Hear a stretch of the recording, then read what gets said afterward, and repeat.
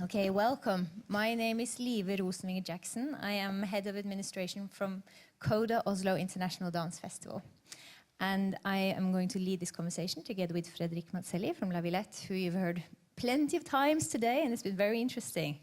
So now we'll try to sort of join the conversation together with you. As it's a workshop, you have to work a little bit, hopefully. We also were joined by Marianne Bilger from Bærum Kulturhus, one of these cultural houses that you've heard about today, just outside of Oslo, and Hilde Macy from Transnational Arts Production, and also Bertrand Bossard, who is an artist associated with 14 is okay. 104. Thank you. It's very difficult in French. Okay. The workshop will first introduce the theme a little bit by Fredrik and me. And then we got some questions for the different panels. And hopefully all of you will join in also.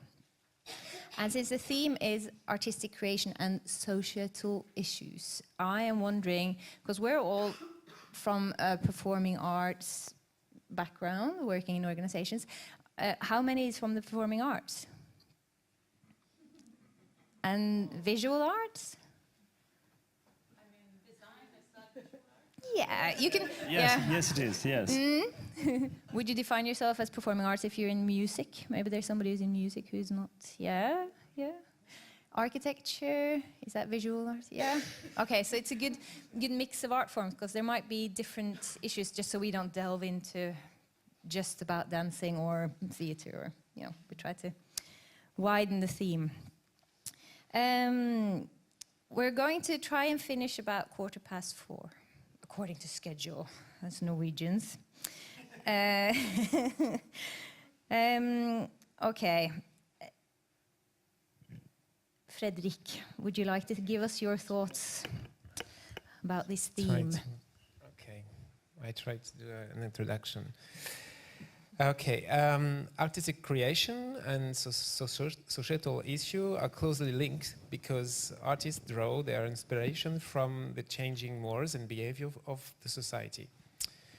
For instance, the social protest of the 60s and 70s in the United States had a decisive influence on artistic movements in all fields: art, music, cinema, theater, and dance, and so on. The same is true of the digital revolution in the 90s and 2000 years.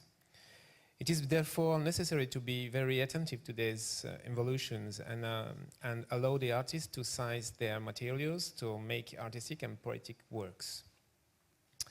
As a presenter, producer, or artistic director, with the support of public or private institutional actors, we must support artists in their creation process, both to enable them to grow as artists, but also support them to create meetings with audiences.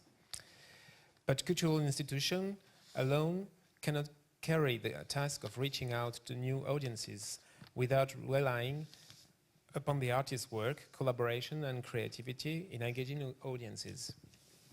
That is why, in terms of innovation, both on aesthetic forms and on the new ways of reaching new audiences, we need artists and their creativity. For instance, knowing that the hip-hop born in the early 80s in New York as a kind of protest against discrimination and established order will soon invade the planet and above all influence and all disciplines and artists around the world of the last 4 decades. Another example is the so-called documentary theater, which echoes a real or actual situation. It has developed since the 2000 years, which the world crisis, no doubt because it is closer with questions that touch us and that we can better identify with than media, King Lear or Antigone, for instance. And now they can use all media, video, internet in their creation to recreate other modes of exchange with the public. So there is a question after that, I think. No? I think I'm supposed to give my thoughts on the topic also. Yeah. So for me, I think this power of creative or artistic process and society is both, like you said, a responsibility of the presenter. I'm not so sure it's the responsibility of the artist, but there's a huge potential in the artistic product. And as a presenter in Norway, I'm very aware that we got a role or responsibility in society. It's not so clearly given to us, but we have, because there's a huge potential in it. And for me, that role that in CODA we choose, or I choose, when I think about what we should program, is that we should make the art count. A bit like the introduction was that, you know, you should make visible the thing that would only be visible if you pointed it out. And I think as a presenter, you should make that opportunity, make the art piece have that opportunity to make it visible. There's a huge amount of different ways we can do it. Sometimes we have these art pieces that really have a strong message. Like last year we presented La Sommet by Sidi Larbi and Gilles Delmas, which has a strong message. It's a house built with, of 4 meters high, it's a huge house, and it has films showed on the outside of the house of different artists from around the world, showing their experience of home. And we showed it in the municipality here in Oslo, and it stood there for 14 days, thanks to the French Institute. So it's this art piece that you can really put into a context and have an effect, and then your responsibility as presenter is to make that effect as big as possible. And sometimes that can feel like, you know, struggling against this current that's going out, at least for dance, of not so interested media, for example. You're like running after the tides, trying to make an effect that's really difficult to do on your own. Sometimes you have art pieces that are not so, you know, difficult or trying to give a big message, and then I think the role as a presenter is to give it to as many people as possible, to give it on a tour for children in the cultural rucksack, try to show it as many times as possible on different small venues, big venues, to like give impact around. But we wouldn't have any potential for artists for tackling social issues if it wasn't for the art, the actual art piece. And I think then the importance is the artist is the one taking the personal risk. As presenters, we just take business risk, maybe, or sometimes personal risk if it's a very strong personal representation, but the artist is the one taking the risk, and we need to, you know, create the opportunity for that artist, like you were saying also, really make them able to work to the fullest potential of their art piece and have the courage to really stand strong with their mission. So in Norway, we have this notion, there was one research showing that art in Norway is koselig, cozy, not important. So that's one thing we're struggling against. You know, that's one important mission. We need to stop making it koselig, we need to make it important. And then the other thing is that we don't really have this the institution's role is to be this voice in society, this, you know, harbor nest of the arts and make it powerful. We don't have that role very clearly given by the policymakers. But we're having this kulturmelding made that we've been talking about today, and I think conversations like this, and the more of them we have, might make an impact on that cultural policy to make it clear what, you know, how do we want these nitrogen-filled little presenters really fuel society and fuel the cultural policies and fuel, you know, change? How can we safeguard it? So hopefully we can have a conversation about where we want to end up after 45 minutes. Yeah. How do we want it to look in 10 years? How powerful do we want the arts to be in our society? So we have some questions. Do you want to start? Yeah, it's my question to Bertrand. Oh no, maybe no, it's my. It's your question. We've been long distance planning on the email. You did a script. Yes, I did the organization and I myself. Okay, so my first question is to Hilde. Transnational arts production has a very strong mission to make more diversity in the arts. Yeah, that's true. Yeah. That's right. And sorry. Yeah, you can talk about. So tell me a little bit about transnational arts production first. Transnational arts production is one of the oldest diversity producers around in Norway, alongside with Oslo Music Festival, and there are a couple of others as well. But we've worked for 20 years. We're working with building a lot of different projects in order to make the Norwegian cultural life more ethnically diverse. And it's been a real challenge in terms of understanding what diversity really is. One of our first obstacles is that immediately when you start talking about diversity, people think about people with recent immigrant backgrounds. But we are diverse in ourselves. Norway is a diverse society and never been anything but. So that's also been a very important part of our programming as well.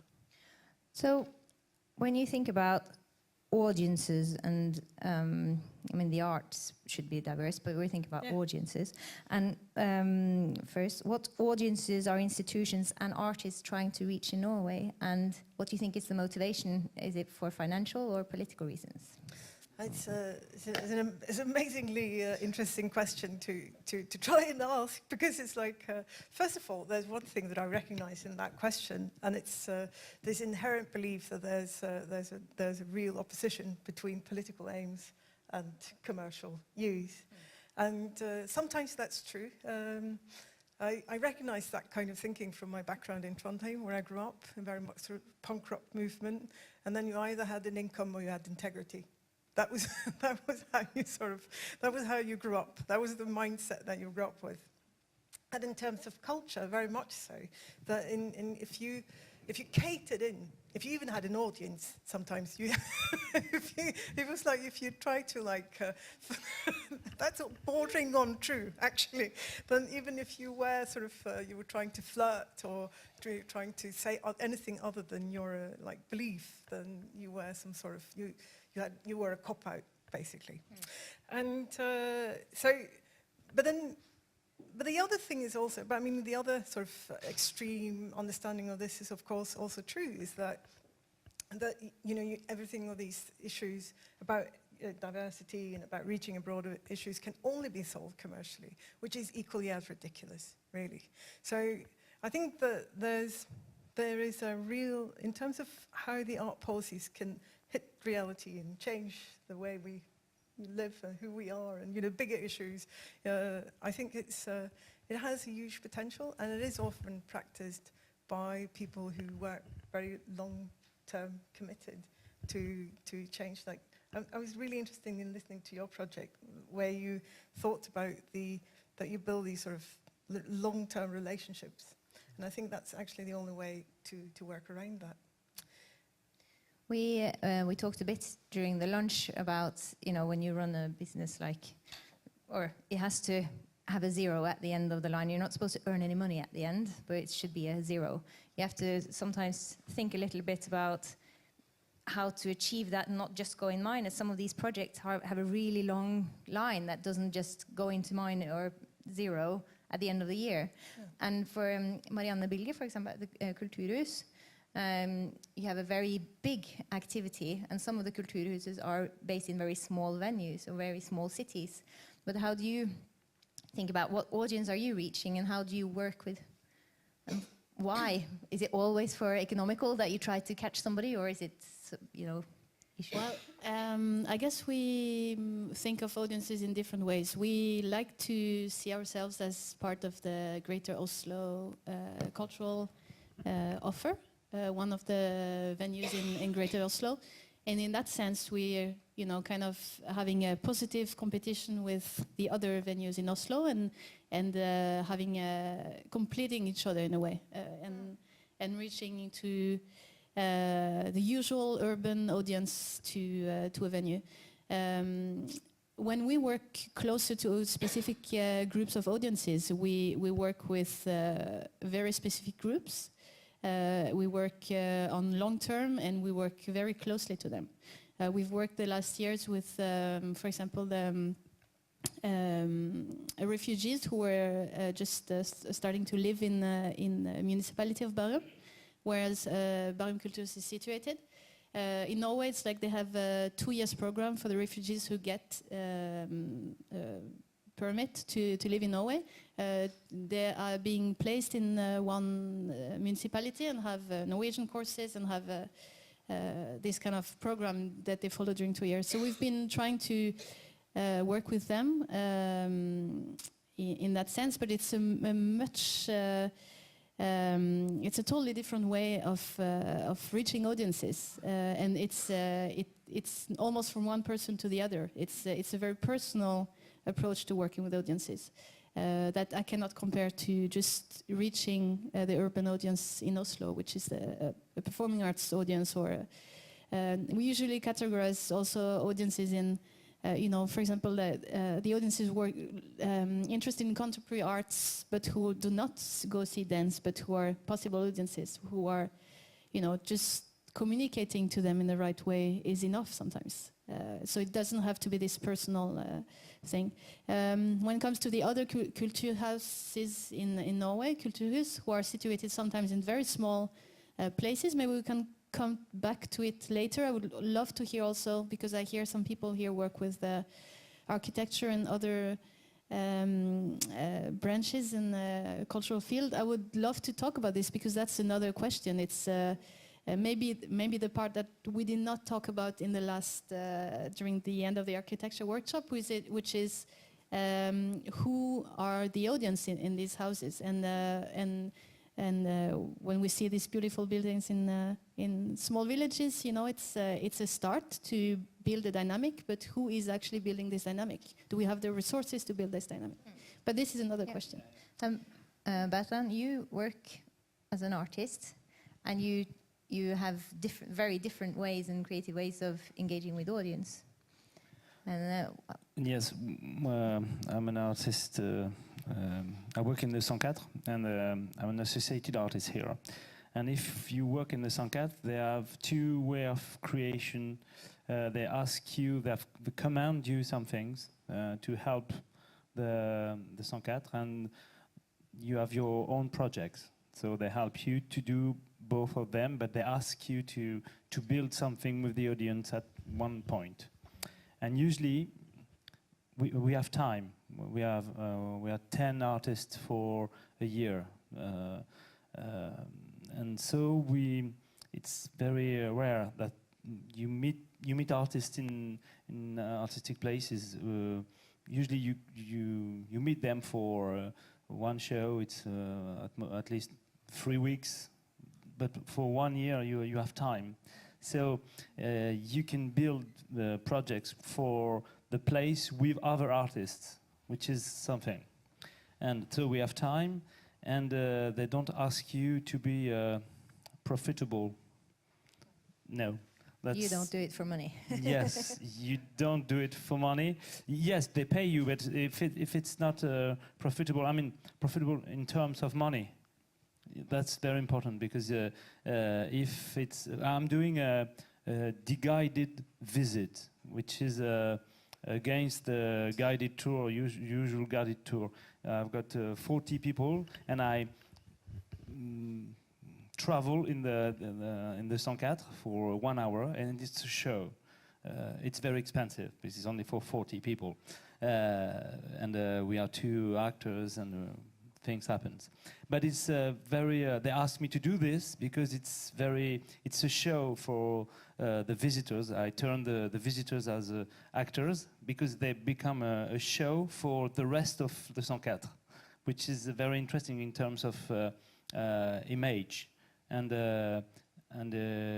the image of the place is better, and people come and people rent the place for private things, and that's what they ask us to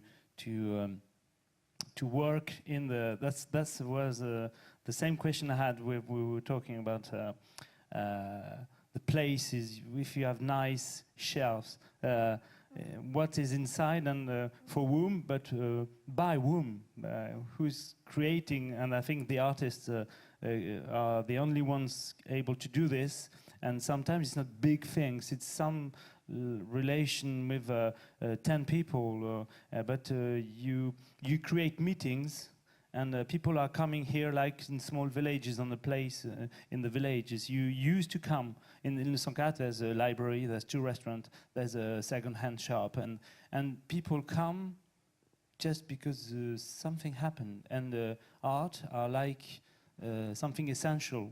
People want to meet, they want to eat, they want to read, and they have a contact with art.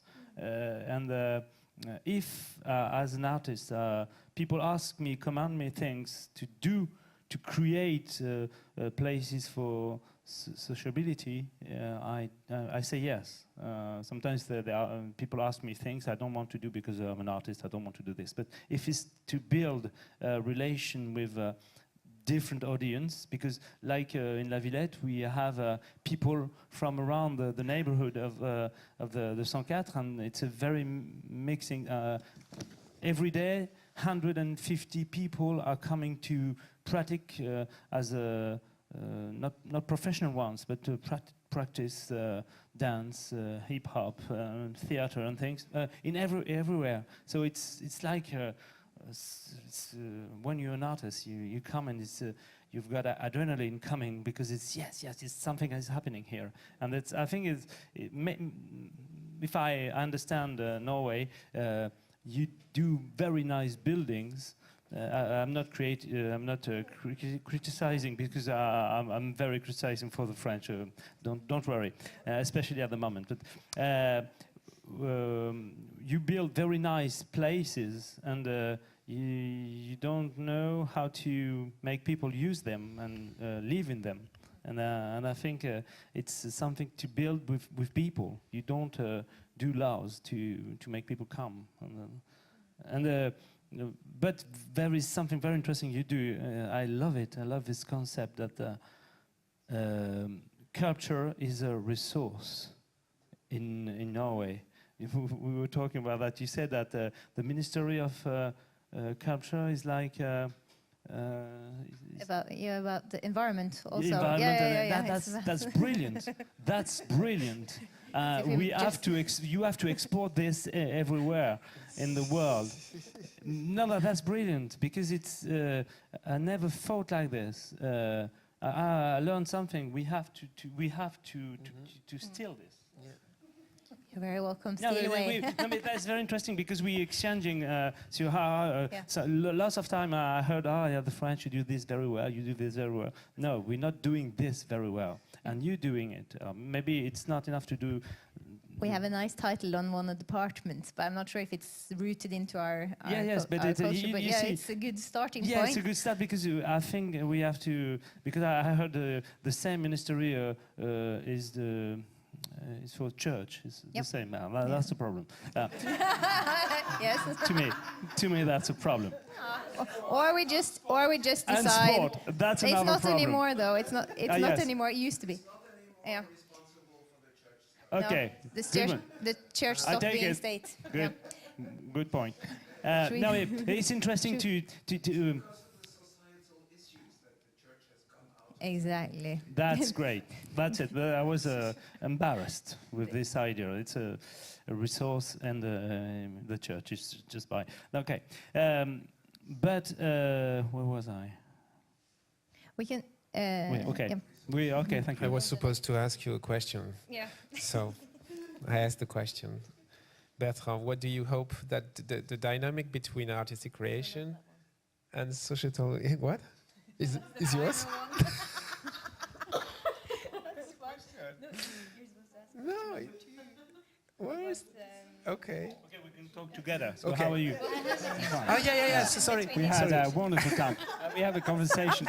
You should have been with us at lunch because we had this conversation. It was Very great. organized. It was really great. Sorry. What initiatives for mediation No, between... the beginning of the question now. Sorry. Yeah. What initiatives for mediation between institutions and new targets discriminated or far from cultural interest? Yeah. The sofa sitters that That's can't why be I bothered. wanted to How ask do the other what one. initiatives? Yeah. You have You have an a answer. question or There's an not. answer? I had a question, so I'm not artist. So for me, the title reads differently because it starts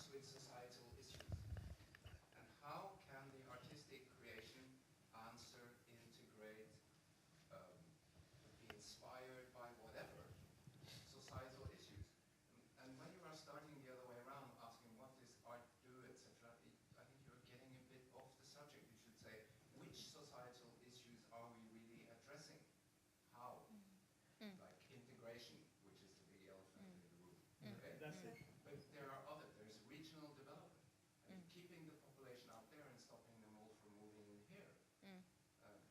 That's another one. So I would like more to see these.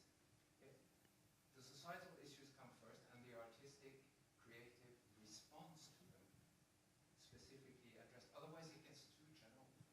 But we if will I hone in. if I understand, Agnes yeah. has a question. But or- just an idea. I just finished, and no, but because I'm going to lose it. I'm not so strong.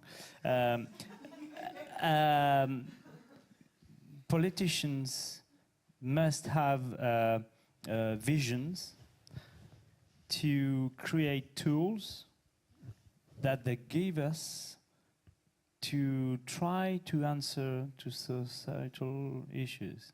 That's what I think. Okay. Exactly in the same direction. It has been made that way on purpose. Because we would not like to fall into this gap, it's the trap of artists giving answer to societal issues. Artists are not there for giving answers for societal issues at all. No. It happens that nowadays societal issues are so important that some of few artists are touched by that, and they want to use these human resources, material, to an artistic creation. But not necessarily to give an answer, not necessarily artistic creation is not there to give an image, illustration of the reality. It's not the job of the But artist. society Hilda had an make answer. make me think, and I sometimes have answers to the question of society. And I think the programmers have to feel this in what I'm doing at the moment, to program me and to answer this. To put you in the good context. Yeah. Yeah. Hilda had an answer. Emotion coming from artistic creation is giving a new point of view on societal issues. And that's very important. I don't know Yeah. if I can answer this. It seems like we have two trains running on a parallel track but could never cross. Because my one, just as an example, I would say hip hop, where France is a leading country in Europe. Okay? But what is the societal issue that hip hop addresses? Big question. But what it does, at least in Norway, is it serves as a vehicle for integration of the young population. Norwegians with new Norwegians and etc. And there is no stronger force in Oslo than the hip hop setting for solving the integration problem. And that's what I meant. I don't mean, answer a big problem about neoliberalism. I said, what are the effects? That's what I mean. But we can put this discussion later.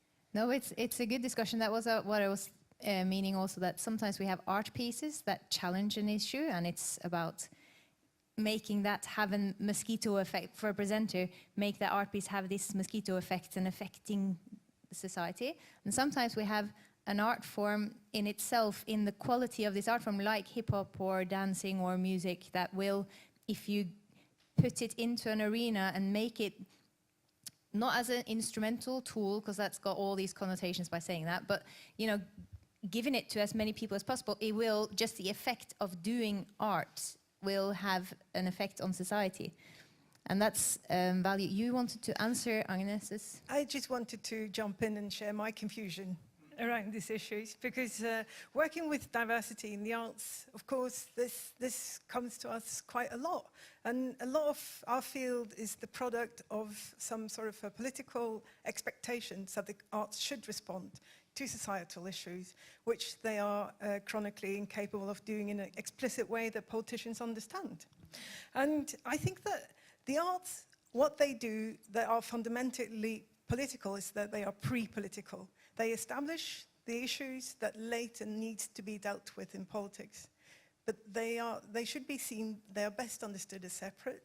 And they also are best understood when they answer with their own creative force, rather than, they're kept on a leash by this sort of like idea that they should address societal issues in the way that's in a form that's alien to them. But it's interesting that you bring up hip hop, because hip hop is of course a very strong urban subculture coming in from the US, and it's been a voice of resistance among Black African Americans.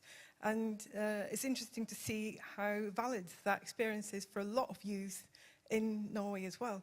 We did an interview, we do a podcast traveling around the asylum seekers reception centres in Norway called Transit Radio, and one of our broadcasts were from young kids up in Levanger, which is as far into inner Norway as you can reach, Nord-Trøndelag. And there was these kids there, and they were talking about the need to listen to hip-hop in order for them to understand the experience of being in a minority. So that's the cultural fabric they have to interpret their experience. And it is really solidly important for there to be a cultural language to express that experience. And I believe that is political. I believe that's a solid pre-political, and it's what the arts should do as well, for some people to resonate with the world, to see that they are part of something bigger than themselves. And that is the offspring. That's where politics starts, and it marches off from there. I'm thinking also there's two ways of dealing with the societal issues in creating an art form. If we're thinking stage arts or working with performing arts, one can be obviously the artwork in itself, which addresses a topic, and can be for the audience that's experiencing it, making them more conscious about a society issue. Another one is to work in the process with people, in meetings, what we were talking before, this idea of meeting people, which can transform people in meeting with artists, in meeting with an art form. But that's a totally different way of thinking also. Is it the final product you're presenting as an artist, which is addressing a social issue, or is it maybe an artwork which has a simpler message in a way, but which has a participatory process, which includes people during the process and makes them meet art in this way? I think it's also two very different ways of working and addressing things. I don't know, we're talking about hip-hop, I'm not sure in which part it can be, but hip-hop can be, it's not necessarily the result that is addressing society, it's just the fact that it is happening, and that people are meeting and going from a street expression to stage expression and going across, meeting different worlds. So this is also a different way of addressing it. It's not necessarily the artwork in itself. About hip-hop, the ex-mayor of Paris, Bertrand Delanoë, decided the 104, 2008. Okay, and this place in Paris was very 100 different nationalities. It was very stressed. It was a place with battle and things. And he decided to put the 104 here to make peace. And in fact, like La Villette, it's a place where people can confront their different cultures, and it's a new language. That's it. And step by step, you invite people. They know that they can come and dance together, try, work. And 3 years ago, there's a choreographer who decided to work with people in the 104, and they create a professional show, dancing show. And they were in the Panthéon last year. The Panthéon, which is the place where, and they're all black. They were all black, black people. 13 of them, I think. And so lots of their family from around the 104 came in the Panthéon, and that was it. They were French people dancing in a French monument, and it was. But coming from this, I was there just to practice. Then I met some artists, and it creates. So that's an issue. That's one of the issues. that the politicians have to create the tools. I think we should move to the next. No, I'm just wanted to say something about what we need to learn from the French in this, because what someone was talking about earlier, our need to use culture for us to have hyggelig. Because and I think that in this way of using the arts, where you actually need to also to be able to do the opposite, to also to confront also sort of a sense of maybe this project was probably, maybe that was even hyggelig, but sometimes you also need to make room for it not to be so hyggelig. Then yeah, so there is a, you know, because we need to also, you know, to get in touch with this feeling of confusion, just to admit that it's there and to realize that, you know, so there's a lot of things we don't understand immediately, but we have time to figure it out. So yeah. But this guy, the choreographer, was from Tunisia, and he take them because they were good dancers. Yeah. That's it. They were dancers. That's good. Yeah. And that's the fact.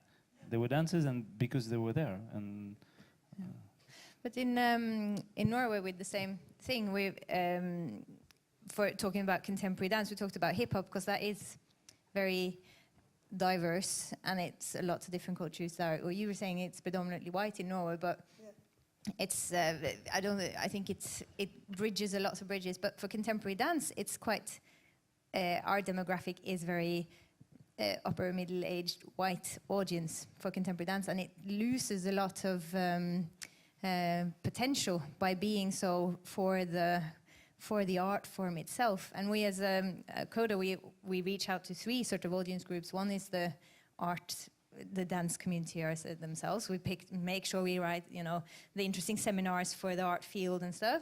And then we have these cultural interested people that would be interested in a different art form. We make sure we have a fancy picture of a person dancing to make sure they'll come to us. And then we have these long terms trying to reach new broad routes to really, and that's, you know, interactive projects and outside performances. It's lots of different ways of doing it. And for us, that's why we've been collaborating with France also, because the people that take part in the dance scene in France is a lot more diverse, obviously because of France's history, but also about the voices that get supported, and just to make sure that it's a lot of different voices, all the different voices in society come through, not just the ones that happen to fit this little format that we, without thinking about it, think should be. I might become a dancer because I've seen somebody, you know, that looks a bit like me or that is dancing. It's that simple, I think. So we need to like really challenge it, especially in contemporary dance in Norway. I think we have this communication problem. Yeah, that it caters to the same. We talk to ourselves all the time. So you were just bridging on to like what models, what partnerships, and for French-Norwegian collaboration, what's needed to make the most out of this dynamic artistic creation and societal issues. So Marianne, do you have any? Yes, I have many ideas about this. But I think there's three main levels that I think about that can be interesting to exchange. Artists, presenters, and politicians. It's different issues that have to be addressed, but for me, the core maybe of you know, the richness in the differences here is how we work with processes. Norway has a very production focused performing arts world. In France, there's a lot of focus on outreach, a lot of resources being used on outreach, and a lot of time. Like Bertrand was saying, it's a lot about meetings and time and money, because of course it costs more to meet small groups of people than to address 500 people in a theater. And to allow both time and resources for these meetings, also during processes, and not just showing a final result, I think is a crucial thing to demystify the performing arts and the contemporary dancing, to show how the process is, and to be able for a child or an adult person to meet an artist in person and to have a privileged experience with them is it's a crucial thing to build audiences. So I think to work in these processes, both how presenters could facilitate for these meetings and processes, how artists themselves can do it, and how politicians could look at ways of working with these processes, I think are an interesting way to go. At the same time, it's what we see in Norway is that artists have a lot of freedom, presenters have a lot of freedom. There's not so much pressure on how you present dance. You can present out of context. You can not take so much responsibility for society and just present art, you know. So you have both as a presenter and as an artist a great freedom. And this is something that I think we can learn from each other, that it would be really interesting for French artists who feel this task maybe and this responsibility to work with Norwegian presenters who are more open and maybe, you know, hungry for this type of input, and at the same time to have French presenters expecting something and demanding something from Norwegian artists, also in the process and also in meeting with audience. I think could be really fruitful because it's totally different ways of working. And to have this type of exchange of presenters and artists would be by residencies, for example, exchanges, and not only in programming, because that's too short to really get to know, you know, how people work. And of course, it's great to present French dance here and to present Norwegian dance in France. But I really believe in sharing processes and having French expectations on Norwegian artists and vice versa. Now I'm talking a lot about dance, and Live is also. I would love to hear about, you know, all of you who work with other types of performing arts and how, if it's similar in theater or other performing arts, if you have the same expectations and the same interest for outreach and meeting audiences and maybe being asked to have this responsibility.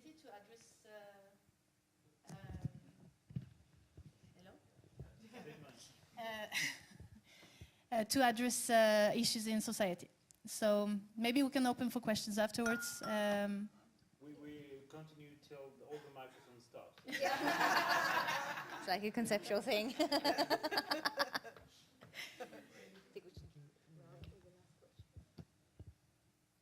Yeah. Oh, we can carry on without microphones. So Yeah. all night long. Okay. So I have another question to all people. What do you hope that the dynamic between artistic creation and societal issue will have developed in 10 years? Where do you hope this? Let me think. You only have 1 minute to answer. Wow. Should I begin? Challenging question. Yeah. Yeah. No, it's if I'm going to trigger my wishful thinking on this, I think it will be that we are more honest about its true potential, but also its limitations. That you see the arts as what it really can do in order to rebuild or just to remake ourselves and a new understanding of who we are today, but also to see that that's what the arts can do, and also understand that they shouldn't do anything other than fill that, you know, very crucial role.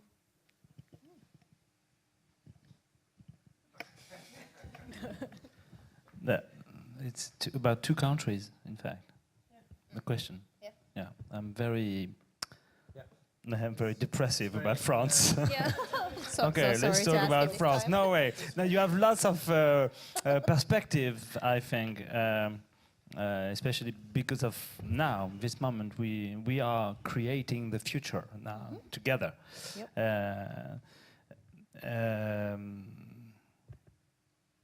If we in France should have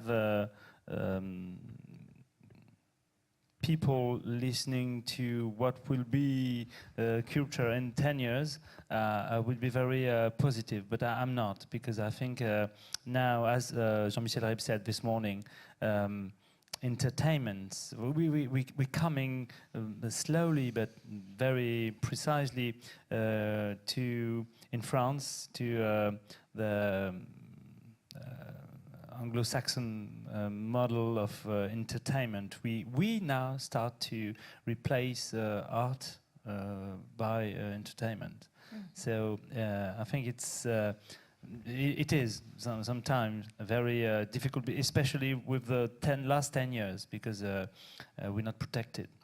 So I think Not protected in what way? the artists, we're not protected by the politicians. The directors still try to, the programmers. So I think in 10 years, maybe half of them will stop fighting, and we will be a small group. Okay? Yeah. No, man. No, it means we artists will still work without money. From 10 years back, we used in Paris to play one show 30 times. Today, when you do 10 times, you're lucky, and when you do 5 times, it's usual. Okay. Yeah. Just to explain you what happened to France. Norway is on average 4 times. For a stage performance. That we are. 10 years ago, you were programming for 6 weeks, sometimes. I used to be to work in Paris for 1 month, usually for 1 month of shows. Now when it's 10 times, it's very lucky. But it's true, but not very true, because in another hand, there are more. If you only take the example of Paris, but I think we can do the same in other cities in France or even in Europe. You have more venue. 10 years ago, the 104, for instance, that didn't exist. Yeah. Now it is. Yeah, but many like that. So there is more shows, more thing to present, more artists was asking to producing to showing shows, something like that, and the audience, it's growing up, but not that much. Yes, but we are 3 million more in Paris from 15 years ago. Yes, 3 million. So yeah, it's bigger. Include the suburbs inside Paris. Yes. We are 2.5 since. But anyway, in 10 years, in 10 years, I think we will be less people fighting to get the money to create. We will still fight and create, but with less money. And maybe you will we have more artists. Yes, because I think you two have a challenge now. Yeah, maybe for the next 10 years. And just hear Marianne's vision for Norway. Then just I would then like we'll to do start questions. with. Is this working? Yes. In Norway, I wish for an art scene which is more connected to life and society, which is just not an anecdote on the side or something kushly, but that has a real connection to life and society, everyday life in society. And I wish this not only for Oslo, but for the whole country. Having worked a bit with the Kulturhus and this network in the whole of the country, it's yeah, I think there can be a change in habits. I think it happens a lot through meeting artists and through being together and meeting artists. So I hope that this will be a possibility. For France, yeah, sorry. We had some questions also, but if Yes. you have if you have a wish I for have France, a wish that for would be great France. since I you're hope French. things will not be as dark as as you hope. dramatical. And I hope that France will stand after this spring, and that it will continue to flourish, and that the French performing arts scene also is aware of all its assets and what they have, and that it can continue at least not losing its assets. No, we will, but it's going to be more difficult, I think. Yeah. We had two questions from the auditor. I wanted to tell a very short thing about the difference in likeness between France and Norway. So if you want to go Yeah. before me.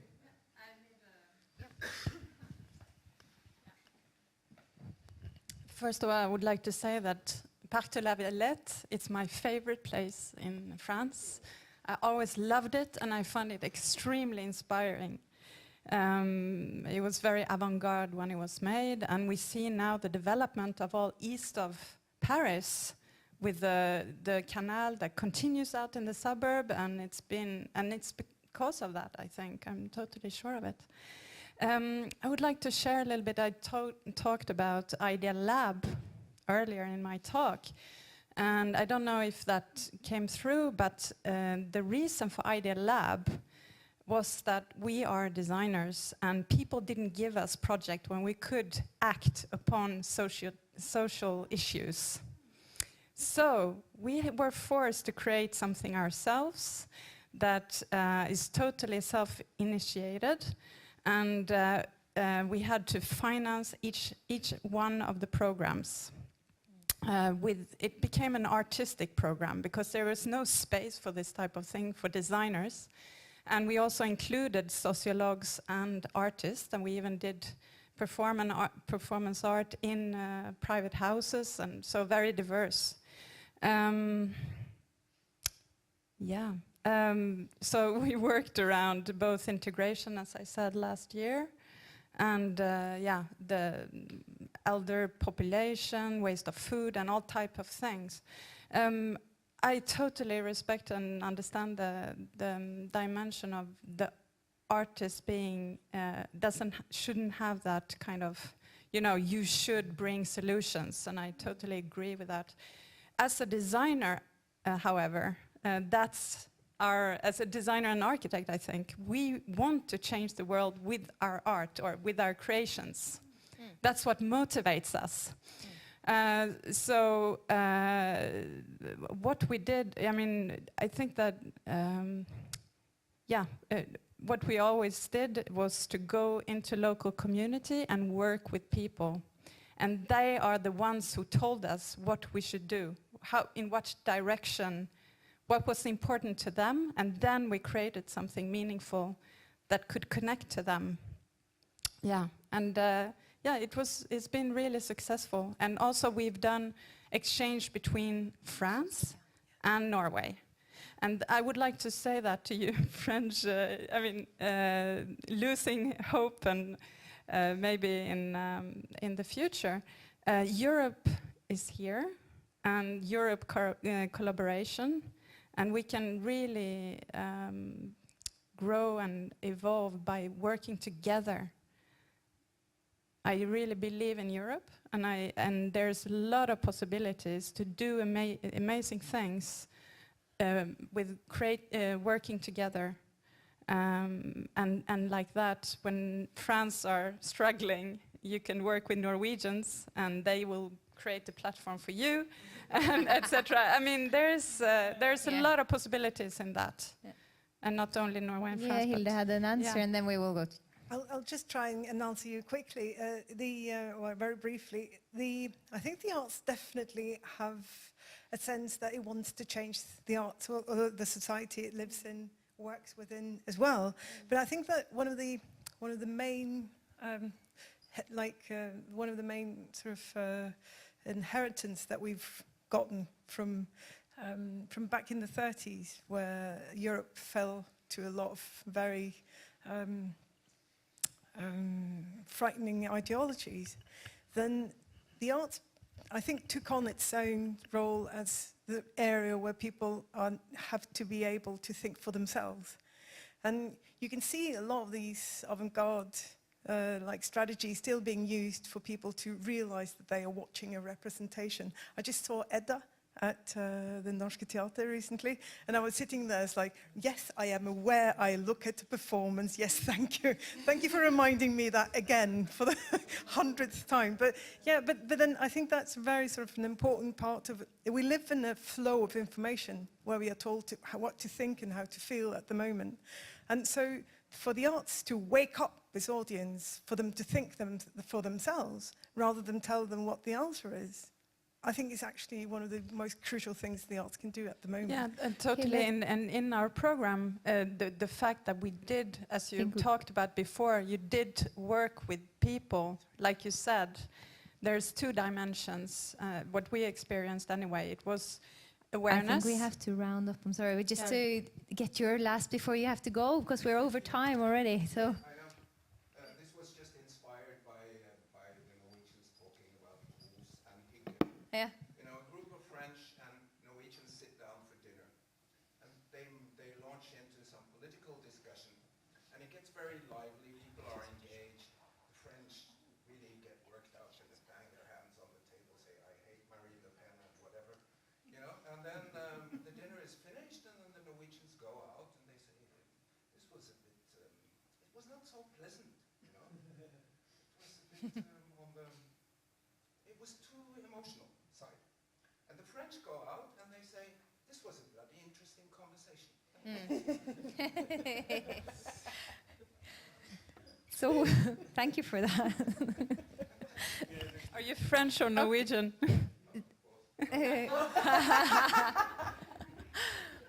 We'll finish off with a little teaser from Frederick. I wanted to show you a teaser, a short teaser. It would be connected with also the previous panel, because it's a new concept. We opened in last January in a suburb of Paris, 20 kilometers of Paris, in a city called Sevran, which is very strong.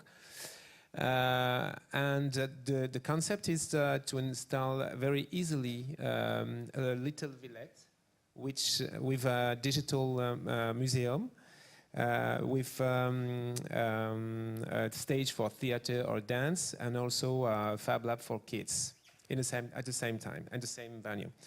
So it's very easy to install. And for the digital museum, we have a partnership with the main structures in Paris, like the Louvre, Pompidou, and Château de Versailles, and also Philharmonie de Paris, or whatever. And we are a selection of the masterpiece to show. So maybe we can start, and you will understand. Maybe I can explain.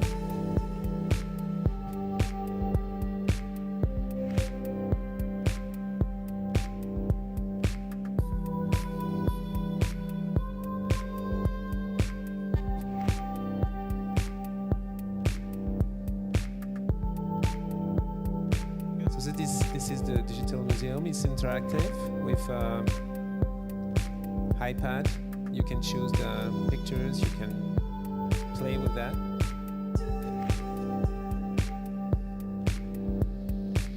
And this is the Fab Lab. That's still the digital museum.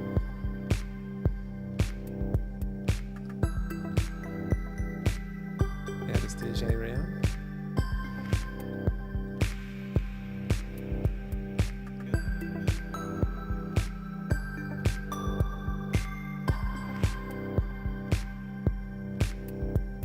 Cafe, of course.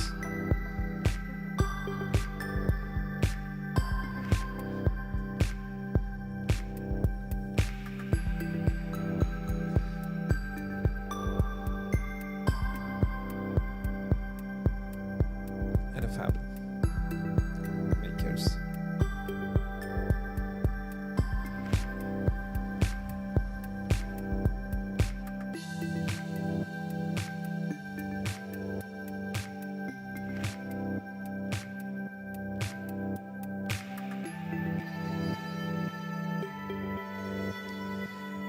So the idea is not to the cities. The cities they are. Thank you. The cities they are owner of the venue. It's not our owner. We just keep them the concept, and of course the digital pictures of the museum. But the city they buy it. It's very cheap. You can put it everywhere in the city, where preferably where there's no theater or cinema or museum or whatever, and the people they do it. So you can present the show. You are connected with all the partnership, like us and the museum and whatever. And the idea we have, we are open in January, last January, and now we are opening 10 more in different cities in France and in the world as well. So at the end, and of course you can add in every city. for instance, if we do it something here in Oslo, we can add the pictures from the Museum of National Gallery here, for instance, and so on with the other cities. And the idea is what tends to be connected each other, and to maybe to have also the knowledge of what's happened in each venues in terms of artistic creation. Thank you. It's our last baby. Okay, so this is the end of the conversation, and we hope to see you all at 6 o'clock at Kunstnernes Hus for dinner, and at 8 o'clock for party and performance. Okay.